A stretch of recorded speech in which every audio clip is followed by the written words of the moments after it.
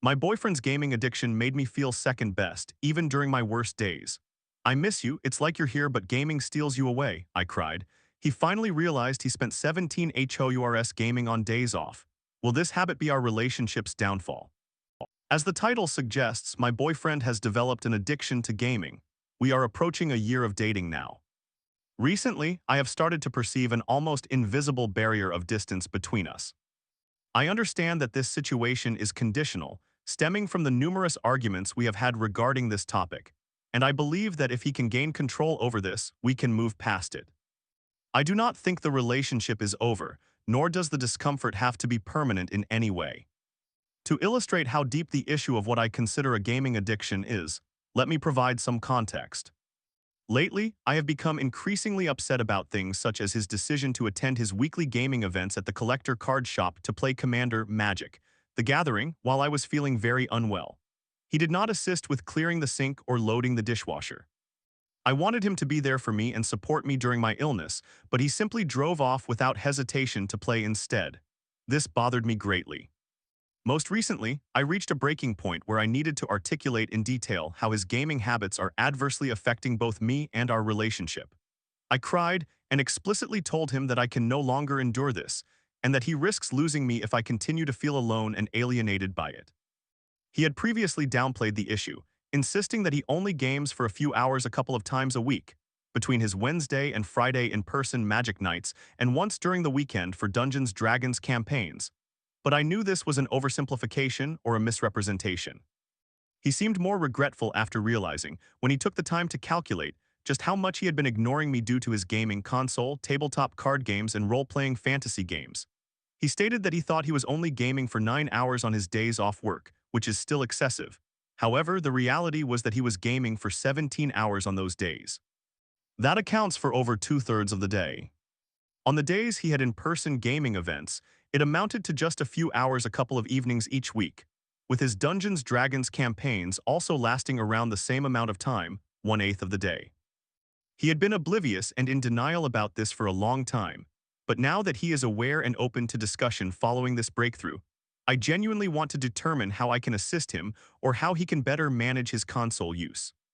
Other issues within the relationship compounded by this gaming problem include his failure to plan dates most of the time. I often feel lonely and bored, wanting to do something with him, but he thinks that gaming is perfectly acceptable. He behaves as if cuddling and kissing can be considered a hobby, but these activities do not suffice if most of his time is spent gaming.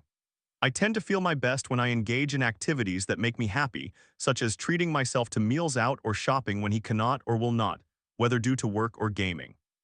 Additionally, his hobbies lack balance and structure, and they do not integrate well with the gaming issues. Idle pastimes such as watching YouTube, scrolling through social media, watching entertaining TikTok videos, or viewing long-format commentary videos from professional YouTuber gamers discussing gameplay strategies or Magic: The Gathering cards dominate his time. On any given day off from work, he could spend the entire time cycling through gaming, YouTube, and scrolling TikTok, aside from napping, sleeping, using the bathroom, and eating and drinking. We both believe that we are meant for each other, yet this situation has caused me to hesitate. I sense that in my mind, gut, and heart, if this matter is not addressed soon, it will lead to heartbreak. I am exhausted from feeling lonely and treated as secondary to the games, even if unintentionally. I do not think it would be wise to become more serious in our relationship, such as through engagement, marriage, or having children, if he cannot overcome this issue. If he were a father, I would be concerned about him exposing this gaming addiction to children. I feel it is crucial for us as a couple to progress, but this is heavily dependent on his willingness to make an effort, and I can sense that he does want to try. He became unusually quiet and was visibly affected when I was sobbing, expressing how much I miss him. It feels like he is physically present, yet this gaming obsession is stealing him away from me. What he perceives as a hobby is, in fact, a habit. The types of games he enjoys do not appeal to me, and vice versa. I prefer creative pursuits and engaging with the real world, seeking inspiration through various activities such as writing, drawing, exploring new restaurants, shopping, or taking nature walks. This discrepancy causes significant friction, as I find his activities uninteresting and lacking in substance. Gaming requires little thought or skill beyond dexterity, focus, and button mashing, and the same can be said for watching YouTube or TikTok. As a side note, he has ADHD and autism, so I recognize that some of this behavior stems from a constant need for mental stimulation. I wonder if returning to ADHD medication, he currently manages his focus with midday naps, might reduce his need for constant stimulation and assist him in reining in his gaming habits. He has indicated that he would be open to trying that if other methods do not yield results.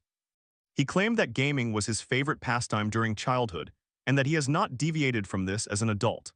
He had not truly considered that his gaming might be problematic until I consistently pointed out that his activities do not fit the definition of hobbies, leisure activities enjoyed during free time, instead taking over his life outside of work.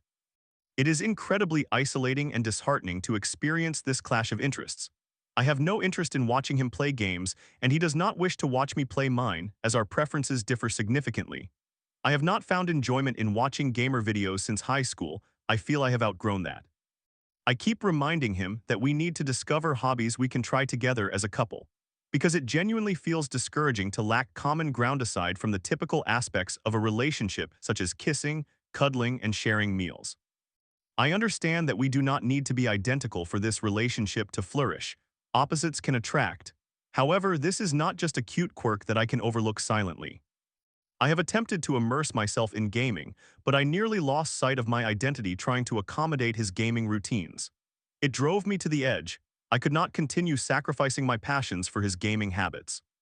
His only genuine hobby outside of gaming appears to be taking walks, either with or without me, which he enjoys as he loves interacting with animals, including my cat. He asserts that he has multiple hobbies, but I feel comfortable categorizing all of these activities together since they are idle, uncreative, and excessive, failing to contribute positively to his growth or overall enrichment. In contrast, my hobbies allow me to cultivate gratitude and foster a positive outlook on life, enabling me to learn, grow, and create wonderful memories. Since there is no such thing as gaming addiction rehabilitation, I realize that a change must occur or else the relationship may fail. I am beginning to wonder if I am overstepping as a girlfriend and whether I should suggest that he seek specialized counseling for addiction, preferably from someone familiar with the neuromechanics of ADHD, as he has not fully grasped the severity of his behavior until I broke down feeling so isolated. He has likely normalized and reinforced this behavior for several years. What he considers a hobby appears to me to be a pacifier or substitute for reality. I do not mean to be harsh, but outside of gaming, his social interactions with friends are quite limited.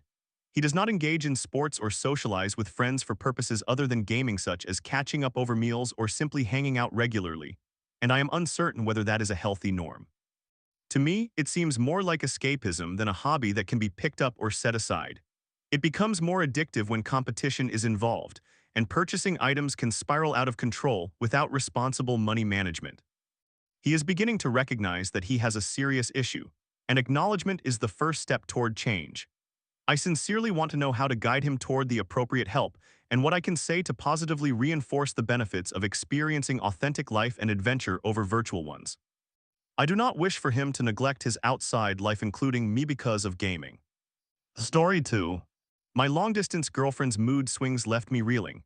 "I'm scared to lose you," she'd cry, only to vanish days later, declaring, "I feel nothing anymore." Now, as she decides to stay back for college and pursue a path she once dreaded, will I ever be able to let go? I had a long-distance girlfriend in a neighboring country. We speak the same language but are about 16 to 24 hours apart by car, depending on the route. We were together for a year and 1 month and have been broken up for 2 months now. We are young, both 19 years old. We met when we were 17, and she was always looking forward to attending college, which starts in 6 months. We are both high school seniors and planned on leaving our countries for that college together. Logistically, it was challenging but definitely not impossible, and we had limited but not non-existent support from our families. We met in person 3 times, and during each visit we spent several days together.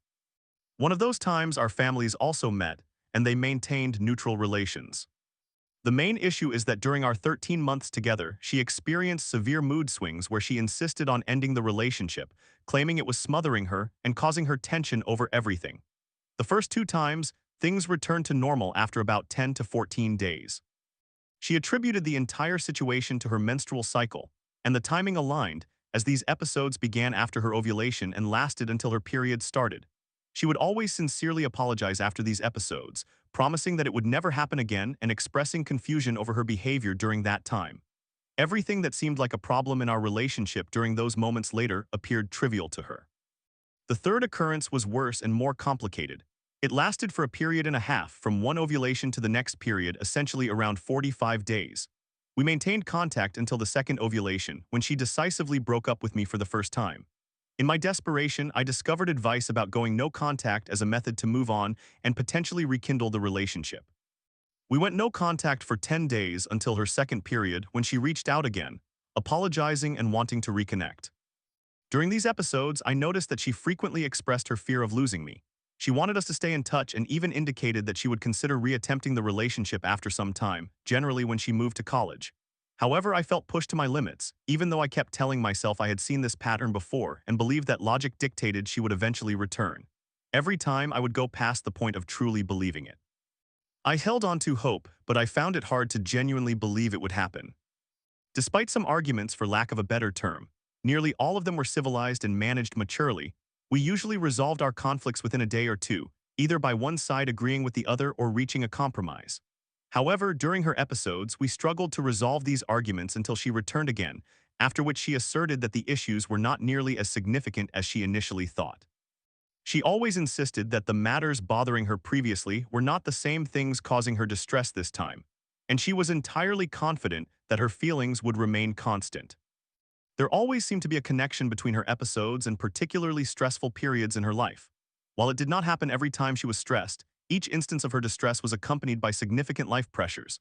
It could often be pinpointed to a specific day, if not an hour, when her opinion about our relationship changed, whether in deciding to end things or wanting to come back. There would always be a few days leading up to it when our relationship felt weak or strained. After that, she would start to express more openly her desire to break up, but her mood would shift dramatically. One day it would feel normal, and the next day everything would change. Fast forward to 2 months ago, when she openly stated that she felt like breaking up because she no longer found anything positive in the relationship and was unhappy overall. I had heard these sentiments before, but this time I was also angry. We had some arguments that affected me more than they did her, and for several days I felt overwhelmed, forgetting that we should face our problems together rather than against one another. Though I did not want to break up, I did not resist when she expressed her decision. Instead, I rushed us into no contact again, hoping it would quickly resolve things as it had before. She agreed but kept reiterating her apologies and how afraid she was of losing me, although she made no promises to reconsider in the future. I struggled with the no contact rule and broke it multiple times during those 2 months. Each time she responded with increasing coldness, completely shutting down and denying any possibility that this situation was similar to before or that she might return. A few days ago, she finally told me that she felt nothing for me anymore, aside from a little sympathy for my suffering.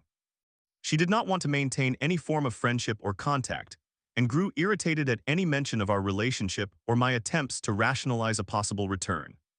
I felt terrible for about 2 days and experienced what I believe were slight panic attacks. I do not want to elaborate on my feelings for her, but I hold very positive sentiments, and I believe it is fair to say that I love her unconditionally. Aside from these episodes, there is nothing about her I would change, and I cannot imagine a realistic scenario that would make me fall out of love with her. After 2 days, I reached out again, asking her to end the no-contact policy and try to maintain at least a friendly relationship. I am uncertain whether it was a mistake, but I felt I was losing my sanity. The thought of her being completely absent from my life is unbearable, especially now as I navigate a series of final exams. I reached out to mitigate my pain and help myself focus on my responsibilities, but I also hoped for a chance to revive our relationship after her finals concluded and the current stress subsided. I'm unsure if it is feasible to win her back now, but I would prefer to move on during the summer rather than during my finals. She accepted my proposal, although she stated it was primarily for my well-being, and she still felt uncomfortable speaking to me without any prior context. However, she was not unkind, and it did not always seem like she was attempting to push me away to pursue something better. When it did seem that way, it was not overly obvious. I promised not to pressure her to rekindle our relationship until she finished her school obligations.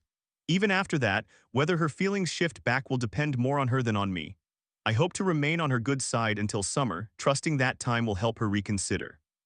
I am unsure whether I am acting out of desperation or if this perception is valid, but I did notice specific patterns this time. Notably, her words are significant indicators. The similar phrases she always uses, combined with a gut feeling I had in late January or early February, stand out. I also passed that threshold of disbelief regarding her potential return when she told me she no longer felt anything for me. This episode has lasted longer than previous ones. The third occurrence also lasted longer than the initial two. However, in addition to our relationship issues, she has made extensive decisions regarding her entire life. She has chosen to stay in her country for college, the country she originally intended to leave due to corruption and awful people, because she feels unable to leave her family behind, a family she has repeatedly stated she dislikes and wants to distance herself from due to their toxic mentality, some of which I observed during a visit. She is also deciding to pursue medical college, despite experiencing a panic attack a few months ago when getting a blood sample for some tests due to her fear of needles and blood. This is the entire story. I am not seeking advice on what to do next. If I do not receive any positive signals from her, and once the next school year starts with her genuinely attending college and our relationship remaining non-existent, I will likely give up and begin looking for someone new. If she returns, I will strongly encourage her to seek a psychologist first and foremost, and possibly other support if necessary. I do not intend to be forceful, but she has expressed interest in seeing a psychologist, although there are no free resources available at her school, and accessing a public hospital is complicated for her. She even jokingly referred to herself as bipolar. This post primarily serves to see if anyone else has gone through similar experiences and whether they were able to uncover the root of their issues and how it concluded. I do not believe she has a severe medical condition. However, her behavior is quite peculiar, and she may struggle with attachment issues and a fear of finality, for lack of a better term, or perhaps a fear of commitment. Thank you for reading through all of this. I do not have a concise summary because I do not know how to encapsulate this adequately. This is the shortened version. Story 3. After years of silence, my old school dealer M and I reconnected on a burner Snapchat. When he casually suggested a gangbang, he had no idea it was me behind the screen. "Man's trying to see the filth," he said, "but now I'm torn between the fantasy and truth. Should I reveal myself?" I understand how unbelievable that sounds, but please listen to me. M and I attended secondary school together. We were not that close, but there was always a quiet energy between us. He embodied the relaxed roadman type, always composed and observant. I was focused on my own path, humorous, perceptive, and minding my own business. We did not really interact, but there was something unexpressed lingering in the air. Then everything changed. News spread that I had taken a nude photograph. I had sent it to someone I believed I could trust, but somehow M found out. He began asking questions, nothing rude or overly excited, just casual inquiries. "Are you serious that you took that full body right?" I attempted to laugh it off, played it cool, and brushed it aside as if it were insignificant. However, he kept bringing it up, not in a strange way, but with a sense of quiet curiosity, as if he knew I would eventually show him. The truth is, I wanted to share it, not out of pressure but out of a curiosity about what it might feel like to let that barrier down, to explore where such a moment could lead. I was simply intrigued. A few weeks later, I walked through the park and spotted him playing basketball. He paused mid-game, approached, and opted to hang out with me instead, just the two of us. We sat for hours without any plans or urgency. At one point, I showed him the nude photograph. He looked at it, did not flinch, and did not overreact. He simply said, "You have nothing to be shy about. You are really attractive, more than most." And that was that. No drama, no shift in attitude. He viewed it as if it were a song playing on the radio, nodded, and we continued our conversation. That night, we delved deep into topics like family, pressure, and growing up, the quiet matters that seldom get voiced. That park bench conversation remained with me for years. We drifted apart after that. Life intervened. However, every now and then I would spot him around the neighborhood, a nod, a smirk, a silent exchange of acknowledgement. Anytime it happened, my heart would race. Eventually, we reconnected. He began selling and I started purchasing from him. Initially, it was relaxed now and then. But gradually, I found myself visiting more frequently, 3 or sometimes 4 times a week. Part of it was the marijuana. I was lost in the mix, but the truth was I missed him. His presence, the way he made me feel visible without making a fuss about it. He never did anything overt. He never crossed any boundaries, but he lingered. He was gentle with me in meaningful ways. He would say things like, "You are one of the laid-back ones. You have known me for a long time, I trust you." One time during a pickup, we began discussing party drugs. He mentioned that when he is on them, crazy situations occur. Sometimes it involves him, a girl, and another guy, and things get wild, but he refrained from going into detail. I sensed him holding back, as though he were testing the waters but not quite ready to fully confide in me yet. Then, as always, he added, "Not into guys like that, though." I understood and respected it. I never pressured him, I never overstepped. I maintained a respectful attitude always. However, in my mind, I allowed the fantasy to live on, that perhaps one day we would both be inebriated and something would happen, something extraordinary, No pressure, no judgment, just energy and the moment taking over. Over the years, I have been with more men than I can remember. While I am aware that when I am intoxicated, I tend to lean that way, I have always been curious about exploring more with women too, as long as it is in a space where I am not the only one stepping outside of my comfort zone. Somewhere I have options, where if I am not fully into it, I could shift the vibe without feeling ashamed. Ultimately, I had to stop. Not just buying from him, but everything marijuana, party drugs, and alcohol. Everything had begun to merge into one long escape. I was not getting high anymore. I was searching for stillness, for silence, and I realized that if I continued, I would not be able to stop. So I ghosted him just like that, no explanation. I did not expect to hear from him again. But a couple of months later, I received a missed call followed by a message. Hey, what's wrong with your phones? I responded casually, nothing, it's fine, have you been okay? It was nothing significant, just a check-in, no pressure involved. But it struck me that no one else checks in on me that way. Not even those I have known for years, so why him? Was it because he was missing the money, or did he genuinely miss me? I began to spiral a bit and started drinking again. One night, I finished an entire bottle of rum by myself and ended up scrolling through old social media accounts. I logged into a burner Snapchat account I had created back in university. I used to post anything and everything memes, sexual fantasies, shirtless selfies, nothing linked to my real name or face. Then I added him. He accepted my request. At first, I did not post anything risque. I simply tested the waters. Gradually, I began sharing sexual memes, group scenarios, bisexual themes, and conversations about threesomes and exhibitionism. He engaged with everything, every single post. The next day I posted, had a wild night, who wants to see the content? He replied instantly, yeah, go on, I'm trying to see the filth. That was the turning point. From that moment, things escalated. He did not send voice notes, but he began snapping me every day, sharing risque talk and stories. He recounted experiences with girls who only wanted threesomes if one of the men was interested in bisexual experiences. Then out of nowhere he asked, where are you from anyway? That was the moment I realized I had really messed up. All this time I assumed he knew it was me, that he was simply playing along, but he did not. He had no idea. Instead of coming clean, I doubled down. I asked him how old he was and he even lied. I contemplated how we even reached this point. It was simple, I had not been honest when I had the opportunity. But he proceeded as if nothing had changed. Then one day he mentioned, I told her I'm not really into that, but I know someone who might be. If you're interested, we could arrange it. 1 girl, 3 guys, a crazy, consensual night. We discussed it, I agreed, but I did not believe he was serious, or at least I thought he would want to see what I looked like first, to inquire about my true identity. Nope. Before I knew it, he had the girl and another guy adding me on Snapchat. He stated that if we were all on board, we would set it up 1 girl and 3 guys. An insane, consensual night.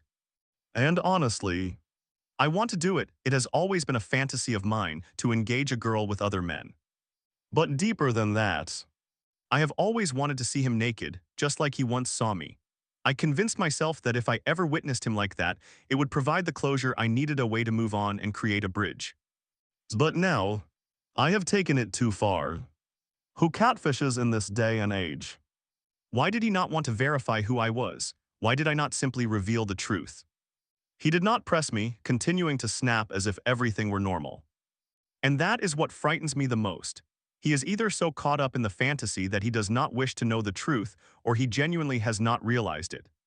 Since I added him on the burner account, we have snapped every single day.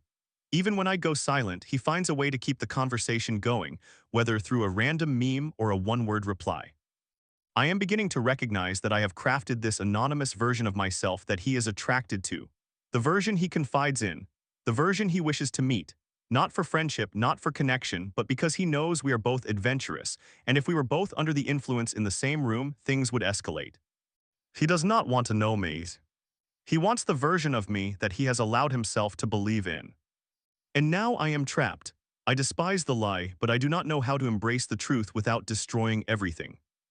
Reddit, I believe I have set myself up for a group encounter with my former dealer, who has been snapping me daily, sending subtle hints, and does not even realize it is me behind the burner account. Now I am unsure whether to walk away or finally confront the truth. Story 4. My girlfriend of 3 years suddenly broke up, saying she felt guilt and needed space. I supported her through her struggles, but now she's thriving without me posting about her new life. I feel abandoned after giving everything for us. Is there any hope left? Hello, everyone. 2 months ago, my girlfriend ended our relationship over what seemed like nothing after we had such a good time together, despite facing obstacles. I am having an extraordinarily difficult time coping with all of this. I feel so low that I have considered actions that I had not thought about for a very long time. I would deeply appreciate someone's assistance. I understand this is a long story, and asking for help from strangers is not something I ever imagined doing, but I have tried everything and I am utterly exhausted. I do not know what else to do. My girlfriend and I were together for 3 years. We shared a very beautiful relationship, accomplishing so much with the little we had. We were each other's safe space, best friends, and supporters of each other's happiness.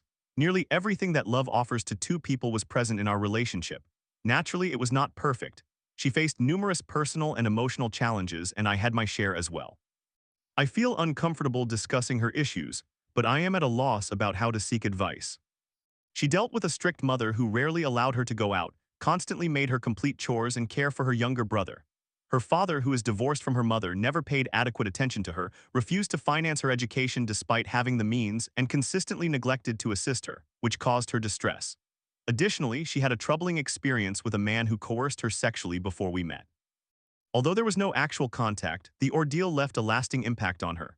He would show up at her house even when she didn't want him to, forced her to make phone calls, and even if it may not seem serious, it genuinely affected her, and I could see that. To complicate matters, she was born with a weak heart and struggled with severe anxiety due to all these issues, which was an unfortunate combination. There is more to this story, but I want to get to the point. I fell in love with her because she is such a genuinely good person, kind at heart. In the initial weeks and perhaps the first couple of months, we had a very typical relationship. By the way, we were each other's first partners, nothing about it seemed extraordinary. We still could not go out often and primarily saw each other at school, but it felt normal. As time went on, her personal issues began to manifest in our relationship. She became uncomfortable with physical affection, public displays of affection, and communication through video calls, making texting increasingly challenging. Perhaps her mother assigned her more responsibilities, but in any case, I was accommodating.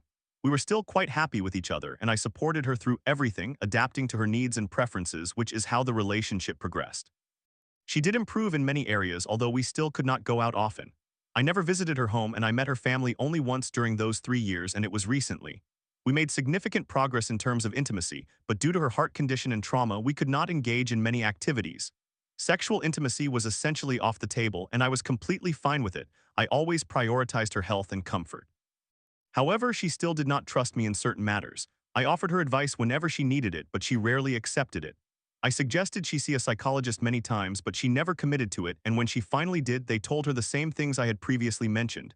Despite all these obstacles, we were incredibly in love. You cannot imagine how profound it was for us. It was not casual, it was our lives and our future. Yes, she asked for some breaks from the relationship on 2 occasions. It's complicated. The first time she expressed confusion because she no longer felt nervous around me, lacking the butterflies and excitement. After a week of discussions, she recognized this was a normal phase. I reassured her that it often happens in long-term relationships, and she always demonstrated her continued love for me. She was merely confused. I can't quite recall the reason for the second break. It was somewhat similar. Both instances occurred during vacations when she was more restricted than usual. Things became complicated when we enrolled in different colleges, which I helped her get into. We barely saw each other. I could only pick her up 3 days a week and drop her off close to her house, given her mother's lack of awareness of our situation. I was okay with this. I was sure it would be worth it because I know you are only hearing the negative aspects of our relationship. The positive parts were nearly perfect if not for this challenge. I remained committed to her, confident in the value of our bond. The first semester was fine. We coped with the distance and the increased difficulty of texting due to homework. Beyond that, things went well. She made many friends and began going out with them, and I did too. Everything appeared good.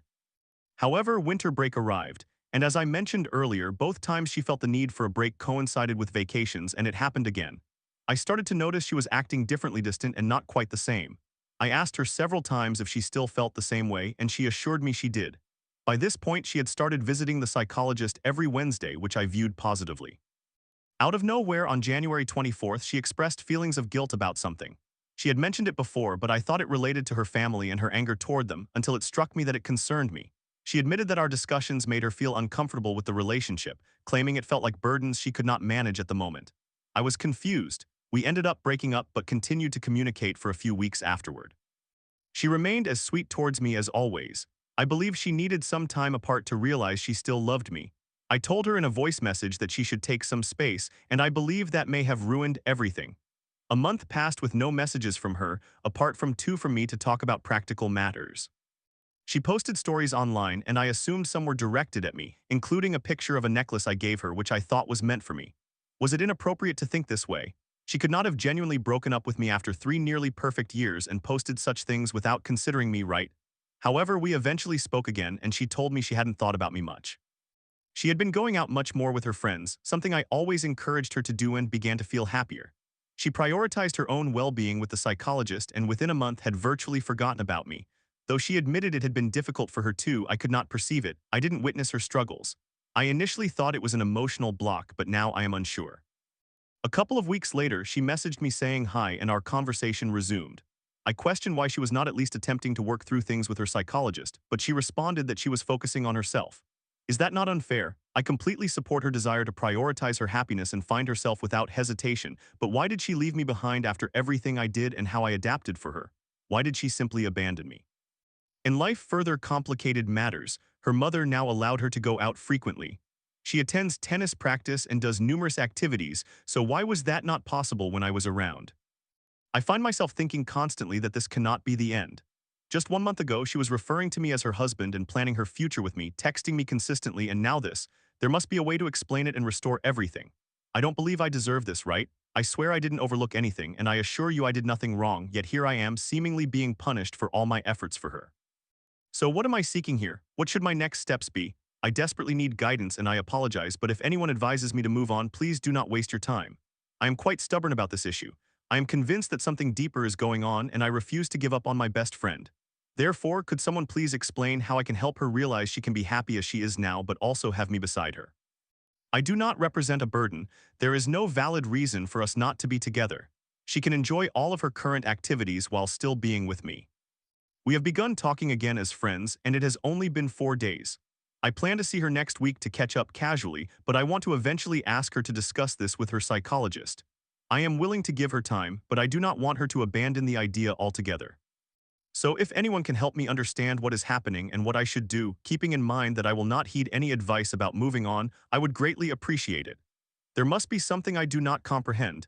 Please help me, as I truly cannot continue living like this. Story 5.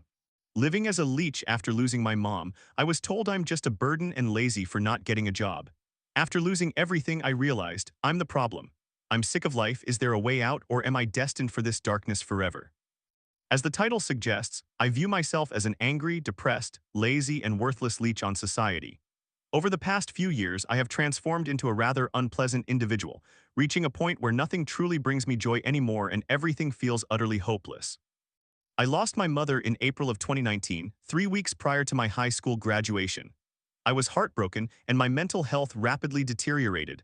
I had to move in with my maternal grandparents, who were not emotionally supportive and often ridiculed me for my behavior. Then my brother, who is my half-brother, had to relocate across the country to live with his abusive father because he was still a minor at the time, and the courts determined that he should be with his father. Knowing what his father did to my mother sickens me, as it is distressing to contemplate that he is now responsible for my brother's well-being. However, perhaps I am just overreacting, as my brother seems to be doing well. I began college in the fall semester, but things went downhill quickly. I was so depressed that I neglected to attend classes and spent my financial refund on junk food just to distract myself from my despair. I also became quite messy and barely cleaned my room, which led to my resident assistant frequently reprimanding me about the state of my dorm, along with my roommate who would complain about the same issue. I simply did not care about anything. I often posted about my suicidal thoughts on social media, to the extent that the police would regularly come to my door to check on my safety. Now, every time someone knocks, I can't help but feel my heart race uncontrollably. When COVID-19 struck, I eventually had to move back in with my grandparents, who remained emotionally unsupportive and often expressed their discontent with my perceived laziness for not finding a job. Although I acknowledged that this critique was fair, it did not help me feel any better at the time. The environment became increasingly toxic. However, I could not return to school since my grades had fallen so low after that spring semester that I lost my scholarships and was unable to continue at my university. In 2021, I informed them that I would be moving back to school, but instead I left my grandparents and took a bus to another city where I stayed in a homeless shelter. Eventually, my father found me and wanted me to move in with him. I was hesitant initially because I did not know my father well. It had taken him 13 years to buy the milk, but realizing I had no other options, I went with him. He gave me a year to save enough money to secure my own apartment.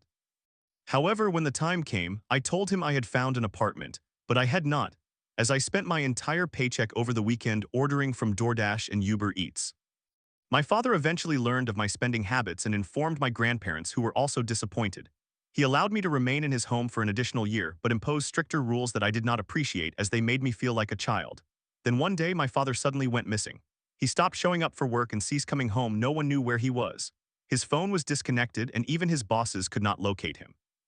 I was living in his apartment, and since he covered most of the rent and bills, I realized I could not stay there for long, so I found a room to rent in a house.